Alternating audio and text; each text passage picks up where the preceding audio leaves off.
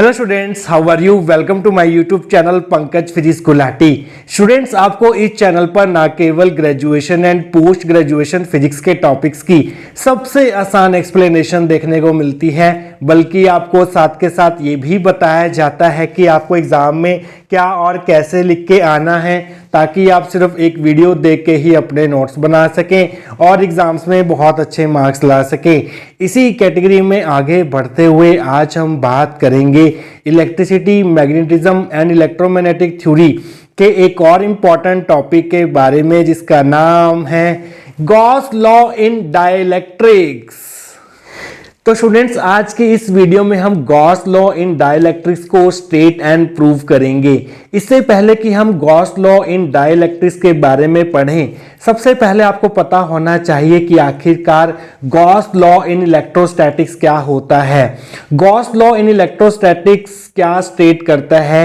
वो ये स्टेट करता है कि total electric flux through a close surface is equal to 1/ε0 times net charge enclosed within the close surface. और इसकी मैथमेटिकल फॉर्म जो है वो कुछ इस प्रकार से होती है, फाई ई, जो कि है electric flux is equal to Q/ε0, जहां पर Q है net charge enclosed by the close surface S, और फाई ई को हम ऐसे लिख सकते हैं close surface integral of electric field vector E vector over the close surface S। तो इसी रिजल्ट को यूज करते हुए हम गॉस लॉ इन डाइलेक्ट्रिक्स तक पहुंचेंगे और उसको स्टेट भी करेंगे। तो स्टूडेंट्स, आइए शुरू करते हैं आज का टॉपिक जो है गॉस लॉ इन डाइलेक्ट्रिक्स। तो सबसे पहले हम क्या करेंगे, एक पैरेलल प्लेट कैपेसिटर कंसीडर करेंगे। ये है हमारे पास पैरेलल प्लेट कैपेसिटर, जिसकी प्लेट्स का एरिया ऑफ क्रॉस सेक्शन जो है वो A है। दोनों का area of cross section same है। इस पैरेलल प्लेट कैपेसिटर की प्लेट्स के बीच में अभी वैक्यूम है, यहाँ पर कोई भी मीडियम नहीं है, यहाँ पर वैक्यूम है। इन प्लेट्स को हम कनेक्ट करेंगे टू अ बैटरी। इस प्लेट को हम कनेक्ट करेंगे विद पॉजिटिव टर्मिनल, जिसकी वजह से इस प्लेट पर फ्री चार्जेस जो हैं वो आ जाएंगे, फ्री चार्जेस एक्यूमुलेट हो जाएंगे और वो फ्री चार्जेस होंगे +Q। इसी तरह से इस प्लेट को हमने नेगेटिव टर्मिनल से कनेक्ट किया है, तो इस प्लेट पर फ्री चार्जेस जो है वो एक्यूमुलेट हो जाएंगे और ये चार्जेस होंगे -Q, जिसकी वजह से प्लेट्स के बीच में एक यूनिफॉर्म इलेक्ट्रिक फील्ड एग्जिस्ट करेगा, जिसकी डायरेक्शन जो होगी वो होगी पॉजिटिव टू नेगेटिव। तो ये हमारे पास एक यूनिफॉर्म इलेक्ट्रिक फील्ड एग्जिस्ट करेगा, जिसकी वैल्यू होगी हमारे पास E0 वेक्टर। इस चीज का आप ध्यान रखेंगे। पहले हम क्या करेंगे, इस पैरेलल प्लेट कैपेसिटर के बीच में कितना इलेक्ट्रिक फील्ड होगा उसका एक्सप्रेशन ड्राइव करेंगे जब प्लेट्स के बीच में वैक्यूम होगा, और फिर हम क्या करेंगे, वैक्यूम को रिप्लेस कर देंगे with a dielectric medium of dielectric constant capital K। फिर कितना इलेक्ट्रिक फील्ड होगा इन प्लेट्स के बीच में वो डराइव करेंगे। फिर हम पहुंचेंगे गॉस लॉ इन डाइलेक्ट्रिक्स के मैथमेटिकल फॉर्म तक। तो स्टूडेंट्स, आइए देखते हैं कि अगर ये क्वेश्चन आपको एग्जाम में पूछा जाता है तो इसकी थ्योरी को आप कहां से शुरू करके आएंगे। आइए अब वो देख लेते हैं। Consider a parallel plate capacitor with plate area A and vacuum between the two plates. तो सबसे पहले हम कंसिडर करेंगे एक पैरेलल प्लेट कैपेसिटर, जो कि दो पैरेलल प्लेट से मिला के बना होगा और इन प्लेट्स के बीच में वैक्यूम होगा और इन दोनों प्लेट्स का एरिया ऑफ क्रॉस सेक्शन जो होगा वो सेम होगा, जो कि होगा A। Let E0 vector is the uniform electric field between the plates of capacitor. तो स्टूडेंट्स, हम क्या करेंगे, इन दोनों प्लेट्स को एक बैटरी से कनेक्ट कर देंगे, जिसकी वजह से यहाँ पर पॉजिटिव चार्ज एक्यूमुलेट हो जाएगा। ये फ्री चार्जेस होंगे जो कि होंगे +Q, और इस प्लेट को हमने नेगेटिव टर्मिनल से कनेक्ट किए हैं, तो यहाँ पर नेगेटिव फ्री चार्जेस जो है वो एक्यूमुलेट होंगे और ये चार्जेस होंगे -Q, जिसकी वजह से प्लेट्स के बीच में एक इलेक्ट्रिक फील्ड एग्जिस्ट करेगा, जो कि यूनिफॉर्म इलेक्ट्रिक फील्ड होगा और जिसकी डायरेक्शन जो है वो पॉजिटिव टू नेगेटिव की तरफ होगी, और ये इलेक्ट्रिक फील्ड को हमने नाम दिया है E0 vector. Let PQRS be the Gaussian surface. अब हमने क्या करना है, इस पैरेलल प्लेट कैपेसिटर के बीच में इस इलेक्ट्रिक फील्ड के मैग्नीट्यूड को कैलकुलेट करना है, और वो हम कैलकुलेट करेंगे with the help of Gauss law in electrostatics की हेल्प से। तो हम जानते हैं कि गॉस लॉ जो है वो क्लोज सरफेसिस पर एप्लीकेबल होता है। तो यहाँ पर हमें एक सिमेट्रिकल गॉसियन सरफेस जो कि एक क्लोज सरफेस होगा वो कंसिडर करना होगा। और वो गॉसियन सरफेस जो है यहाँ पर एक रेक्टेंगुलर बार की फॉर्म में होगा, एक रेक्टेंगुलर बार की फॉर्म में होगा, जिसको हम नाम देंगे, इसको आप डॉटेड करेंगे पहले इस गॉसियन सरफेस को। ये गॉसियन सरफेस है हमारे पास PQRS। तो प्लस क्यू को मैं यहां से हटाकर नीचे लिख देता हूं, तो ये हो गया हमारे पास PQRS।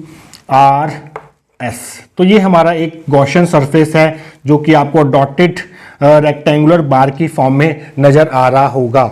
Then electric flux through the Gaussian surface with vacuum as medium between the plates of capacitor according to Gauss law is। तो इस गॉसियन सरफेस में से, इस डॉटेड रेक्टेंगुलर बार में से टोटल इलेक्ट्रिक फ्लक्स कितना होगा वो हम निकाल सकते हैं with the help of Gauss law.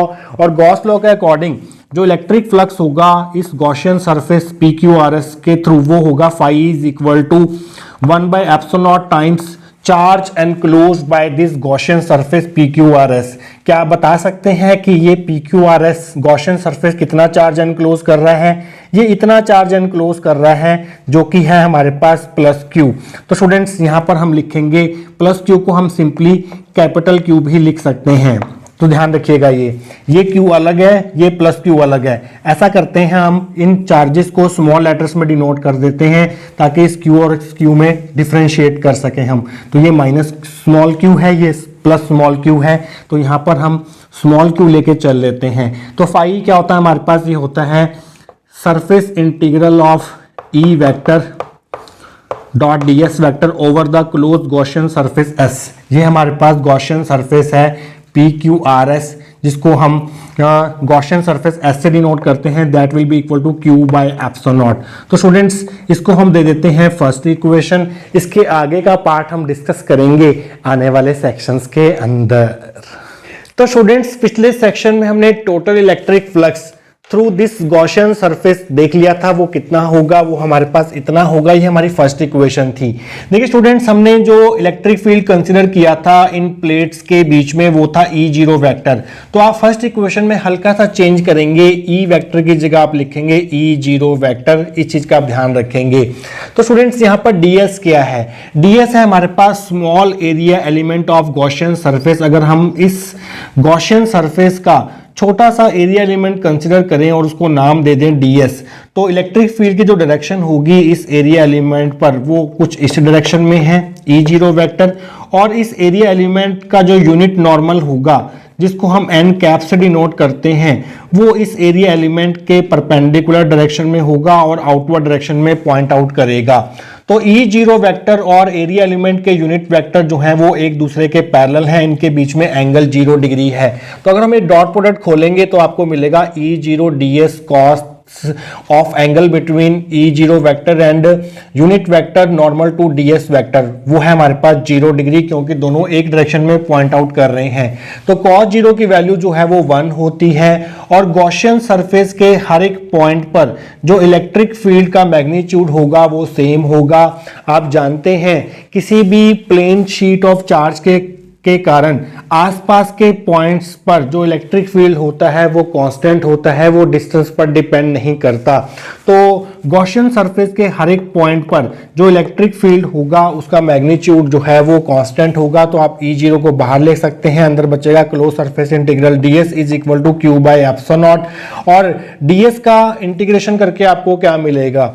ds था हमारे पास small area element on the Gaussian surface. अगर आप बहुत सारे स्मॉल एरिया एलिमेंट्स लेते हैं गॉसियन सरफेस पर और उनके एरियाज को इंटीग्रेट करते हैं तो आपको मिल जाएगा area of cross section of Gaussian surface, जो कि उतना ही होगा जितना हमारा प्लेट का एरिया ऑफ क्रॉस सेक्शन है, जो कि है A।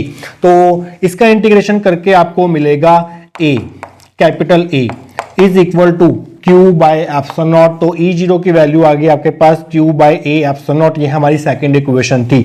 तो ये है students magnitude of electric field between the plates of a parallel plate capacitor जब इनके बीच में वैक्यूम होगा। अब हम नेक्स्ट सेक्शन में क्या करेंगे, वैक्यूम को रिप्लेस कर देंगे एक डाइलेक्ट्रिक मटेरियल से, डाइलेक्ट्रिक मीडियम से, जिसका डाइलेक्ट्रिक कांस्टेंट K होगा। तो उस केस में इलेक्ट्रिक फील्ड का मैग्नीट्यूड कितना निकल के आएगा, ये हम देखेंगे नेक्स्ट सेक्शन के अंदर। तो स्टूडेंट्स, पिछले सेक्शन में हमने देखा कि जब पैरेलल प्लेट कैपेसिटर की प्लेट्स के बीच में वैक्यूम था तो उस केस में इस रीजन में कितना इलेक्ट्रिक फील्ड एग्जिस्ट कर रहा था, उसका मैग्नीट्यूड था E0 is equal to Q by A epsilon naught. इसको हमने सेकेंड इक्वेशन दिया था।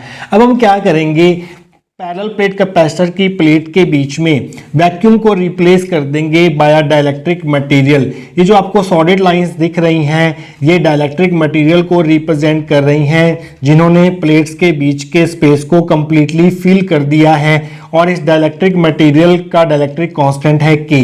आप जानते हैं जब भी किसी हम डाइलेक्ट्रिक मटेरियल को इलेक्ट्रिक फील्ड के बीच में प्लेस करते हैं तो डाइलेक्ट्रिक मटेरियल जो है वो पोलराइज्ड हो जाता है और उसके फेसिस पर चार्जेस जो हैं वो इंड्यूस हो जाते हैं। तो डाइलेक्ट्रिक मटेरियल के इस फेस पर जो कि ये पॉजिटिव चार्ज के पास होगा, यहाँ पर नेगेटिव चार्जेस इंड्यूस हो जाएंगे, यहाँ पर नेगेटिव चार्ज इंड्यूस हो जाएंगे, जिसको हम नाम देंगे -Q'। और डाइलेक्ट्रिक के इस फेस पर जो कि नेगेटिव चार्ज के पास होगा, यहाँ पर जो चार्जेस इंड्यूस होंगे वो पॉजिटिव चार्ज इंड्यूस होंगे और इसको हम नाम देंगे +Q'। तो होगा क्या, इन इंड्यूस चार्जेस की वजह से डाइलेक्ट्रिक के अंदर एक इलेक्ट्रिक फील्ड सेटअप हो जाएगा, जिसको हम बोलते हैं इंड्यूस्ड इलेक्ट्रिक फील्ड या फिर पोलराइज्ड इलेक्ट्रिक फील्ड, जिसकी डायरेक्शन जो है वो पॉजिटिव टू नेगेटिव होगी। तो इसके अंदर भी एक इलेक्ट्रिक फील्ड सेटअप हो जाएगा जिसकी डायरेक्शन जो है वो पॉजिटिव टू नेगेटिव की तरफ होगी और इस इलेक्ट्रिक फील्ड को हम नाम देंगे EP वेक्टर। आप देख सकते हैं EP वेक्टर की जो डायरेक्शन है वो E0 वेक्टर के ऑपोजिट है। तो ये EP वेक्टर जो है वो E0 वेक्टर को अपोज करेगा और जो नेट इलेक्ट्रिक फील्ड होगा डाइलेक्ट्रिक मटेरियल के अंदर, उसकी डायरेक्शन जो है वो इस तरफ होगी और वो नेट इलेक्ट्रिक फील्ड जो होगा वो हमारे पास होगा E0 vector minus EP vector. इस चीज का आप ध्यान रखेंगे। So this is the net electric field between the plates of parallel plate capacitor और you can say within the dielectric material. तो स्टूडेंट्स, आइए देखते हैं कि अगर ये क्वेश्चन आपको एग्जाम में पूछा जाता है तो इसके थ्योरी में दो डायग्राम तो आपको बनाने हैं, एक जो पहले बनाया था वैक्यूम वाला और एक ये वाला। इसकी थ्योरी में आप और क्या ऐड करके आएंगे, आइए उसको भी देख लेते हैं। Let us now introduce a dielectric material of dielectric constant K between the plates of capacitor। अब आपने क्या करना है, कैपेसिटर की प्लेट्स के बीच में एक डाइलेक्ट्रिक मटेरियल जिसका डाइलेक्ट्रिक कांस्टेंट K होगा उसको इंट्रोड्यूस करवाना है। ये जो सॉलिड बाउंड्रीज हैं ये डाइलेक्ट्रिक मटेरियल को रिप्रेजेंट कर रही हैं, जिसने कैपेसिटर की प्लेट्स को पूरी तरह से भर दिया है इसके स्पेस को। Then induce charges Q' appear on the surface of dielectric. जब भी किसी आप डाइलेक्ट्रिक मटेरियल को इलेक्ट्रिक फील्ड के बीच में रखते हैं तो डाइलेक्ट्रिक जो है वो पोलराइज हो जाता है और उसके फेसिस पर चार्जेस इंड्यूस हो जाते हैं। यहाँ पर नेगेटिव चार्जेस इंड्यूस होंगे और यहाँ पर पॉजिटिव चार्ज इंड्यूस होंगे और ये चार्जेस होंगे -Q' and +Q' respectively. These induce charges produce their own electric field EP vector in a direction opposite to the direction of E0 vector. इन induce charges के कारण डाइलेक्ट्रिक मटेरियल के अंदर एक इलेक्ट्रिक फील्ड सेटअप हो जाएगा जिसकी direction होगी पॉजिटिव टू नेगेटिव और इलेक्ट्रिक फील्ड होगा EP वेक्टर और इसके डायरेक्शन जो है वो E0 वेक्टर के ऑपोजिट डायरेक्शन में है। Let E vector be the resultant electric field within the dielectric. तो रिजल्टेंट इलेक्ट्रिक फील्ड कितना होगा डाइलेक्ट्रिक मटेरियल के बीच में, वो होगा E वेक्टर और इसकी वैल्यू होगी applied electric field E0 vector minus induced electric field EP vector. तो आप यहां पर लिख भी सकते हैं E vector is equal to E0 vector minus EP vector.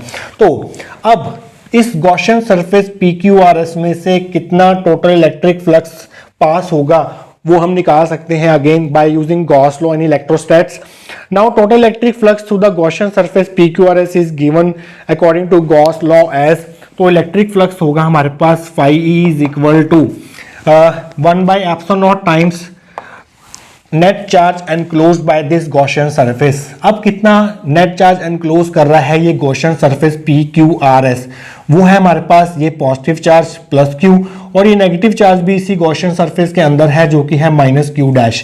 तो यहाँ पर जो नेट चार्ज होगा वो होगा हमारे पास Q - Q'।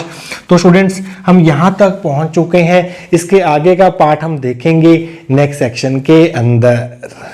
तो स्टूडेंट्स पिछले सेक्शन में हम यहाँ तक पहुँच चुके थे जो कि था electric flux through the Gaussian surface. तो फाई ई को बाय डेफिनेशन हम लिख सकते हैं close surface integral of E vector dot D S vector. अब जो नेट इलेक्ट्रिक फील्ड है डाइलेक्ट्रिक मटेरियल में वो ई वेक्टर है, तो यहाँ पर आप ई वेक्टर ही लेंगे, is equal to Q minus Q dash by epsilon naught. Epsilon naught को हम दोनों के नीचे अलग अलग कर देते हैं, तो ये आपको मिलेगा Q by epsilon naught minus Q dash by epsilon naught. इसको हम थर्ड इक्वेशन देंगे क्योंकि ये आगे यूज होगी।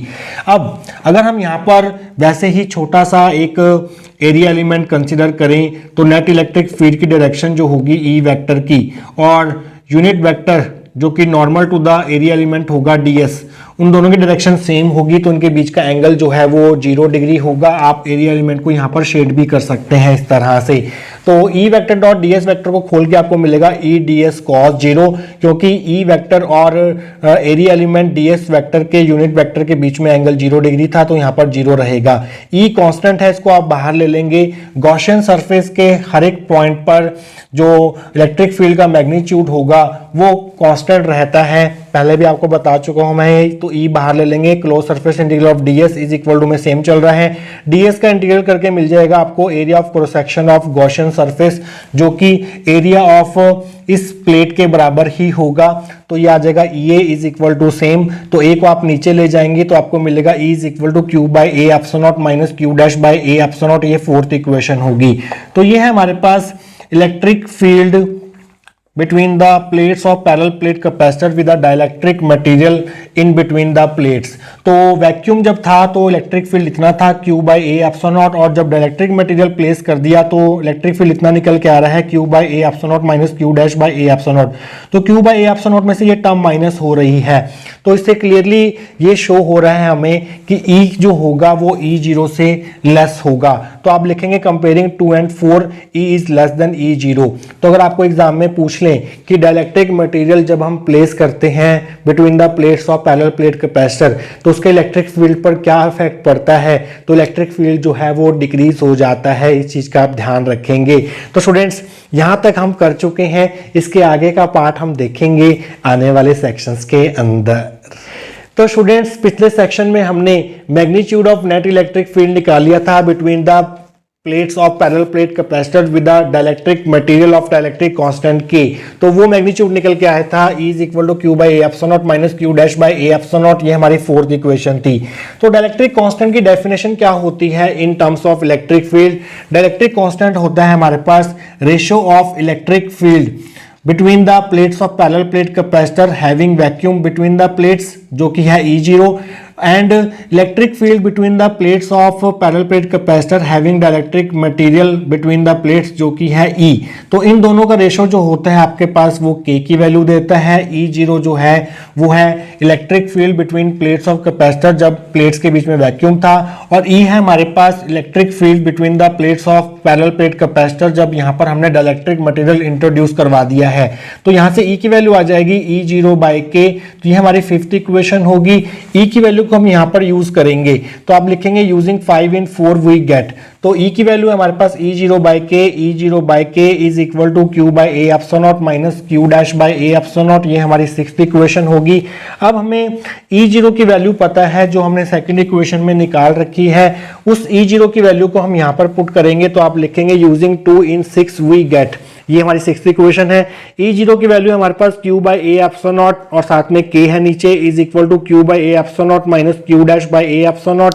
तो ए एप्सिलॉन नॉट से ए एप्सिलॉन नॉट जो है वो कैंसिल हो जाएगा, तो आपको मिलेगा Q by K is equal to Q minus Q dash. तो यहाँ से Q डैश की वैल्यू आ जाएगी Q minus Q by K। ये हमारी सेवंथ इक्वेशन होगी। तो आप देख सकते हैं यहाँ से क्या क्लियर हो रहा है, यहाँ से ये क्लियर हो रहा है कि Q डैश जो है वो Q से हमेशा कम होगा। मींस जो इंड्यूस चार्जेस होंगे जो कि हैं Q डैश वो हमेशा फ्री चार्जेस Q से कम रहने वाले हैं। तो स्टूडेंट्स यहाँ तक हम पहुंच चुके हैं। इसके बाद थोड़ा सा काम और बचा है, वो हम देखेंगे नेक्स्ट सेक्शन के अंदर। तो स्टूडेंट्स पिछले सेक्शंस में हमने एक थर्ड इक्वेशन ड्राइव करी थी और एक सेवंथ इक्वेशन ड्राइव की थी लास्ट सेक्शन में। तो अब हम क्या करेंगे, इस Q डैश की वैल्यू को जो हमने सेवंथ इक्वेशन में निकाली है उसको हम थर्ड इक्वेशन में यूज करेंगे, सो दैट हम गॉस लॉ इन डाइलेक्ट्रिक्स तक पहुंच सकें, तो आप लिखेंगे using 7 and 3 we get close surface integral of E vector dot D S vector is equal to Q by epsilon naught minus 1 by epsilon naught अलग से लिख दिया, और क्यू डैश की जगह हम ये पुट करेंगे जो कि है क्यू माइनस क्यू बाई के। तो 1 बाई एप्सिलॉन नॉट को इन दोनों से मल्टीप्लाई करेंगे तो आपको मिलेगा Q by epsilon naught minus Q by epsilon naught, minus minus हो जाएगा plus into Q by plus Q by के एप्सिलॉन नॉट। तो इससे ये टर्म कैंसिल हो जाएगी, तो आपको मिलेगा close surface integral of E vector is equal to Q by epsilon naught के। और close surface integral of electric field जो होता है वो हमें टोटल इलेक्ट्रिक फ्लक्स देता है थ्रू गॉसियन सरफेस और थ्रू अ क्लोज सरफेस। तो ये हमें क्या कहता है, गॉस लॉ इन डाइलेक्ट्रिक्स, ये हमें कहता है कि जो टोटल इलेक्ट्रिक फ्लक्स होगा किसी भी क्लोज सरफेस के थ्रू वो 1 बाई एप्सिलॉन नॉट के टाइम्स होगा net charge enclosed by the close surface के। तो ये है हमारे पास गॉस लॉ इन डाइलेक्ट्रिक्स। तो यहां पर आप डिफाइन लिख सकते हैं इसकी, दस Gauss law in dielectrics states that electric flux through closed surface is equal to 1 by epsilon naught k times net charge enclosed within the surface। जो हमारे पास नॉर्मल गॉस लॉ होता है इलेक्ट्रोस्टैट्स, वो होता है हमारे पास E vector dot D S vector is equal to Q by epsilon naught. तो यहाँ पर के आ रहा है डिनोमिनेटर में, ये फर्क है Gauss law in dielectrics and Gauss law in conductors के बीच में, इस चीज का आप ध्यान रखेंगे। तो students, Gauss law in dielectrics को हम दूसरे फॉर्म में भी एक्सप्रेस कर सकते हैं, दूसरे वे में भी स्टेट कर सकते हैं, और वो दूसरा वे क्या है ये हम देखेंगे नेक्स्ट सेक्शन के अंदर। तो स्टूडेंट्स, आइए देखते हैं कि गॉस लॉ इन डाइलेक्ट्रिक्स को हम कैसे दूसरी फॉर्म में भी एक्सप्रेस कर सकते हैं। पिछले सेक्शन में हमने देखा था कि गॉस लॉ इन डाइलेक्ट्रिक्स जो है उसको मैथमेटिकली हम ऐसे रिप्रेजेंट कर सकते हैं। अब डाइलेक्ट्रिक कांस्टेंट के की डेफिनेशन क्या होती है in terms of electrical permittivity, वो होती है हमारे पास dielectric constant is equal to the ratio of electrical permittivity of medium, जिसको हम एप्सिलॉन से डिनोट करते हैं, to the absolute electrical permittivity of free space, जिसको हम एप्सिलॉन नॉट से डिफाइन करते हैं। तो इलेक्ट्रिकल परमिटिविटी के टर्म्स में हम के को इस प्रकार से डिफाइन करते हैं, तो यहाँ से अगर हम क्रॉस मल्टीप्लाई करें तो के एप्सिलॉन नॉट की वैल्यू जो है वो एप्सिलॉन के बराबर आ जाएगी।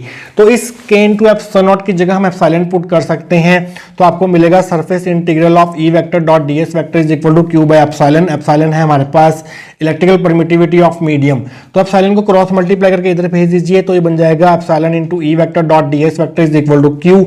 आप जानते हैं एप्सिलॉन इनटू ई वेक्टर क्या होता है, एप्सिलॉन इनटू ई वेक्टर जो है वो electrical displacement vector D vector को रिप्रेजेंट करता है, तो इसकी जगह हम डी वेक्टर लिख देंगे, तो आपको मिल गया surface integral of D vector over a close surface is equal to Q. Q क्या है यहाँ पर, क्यू है यहाँ पर free charges enclosed by the close surface.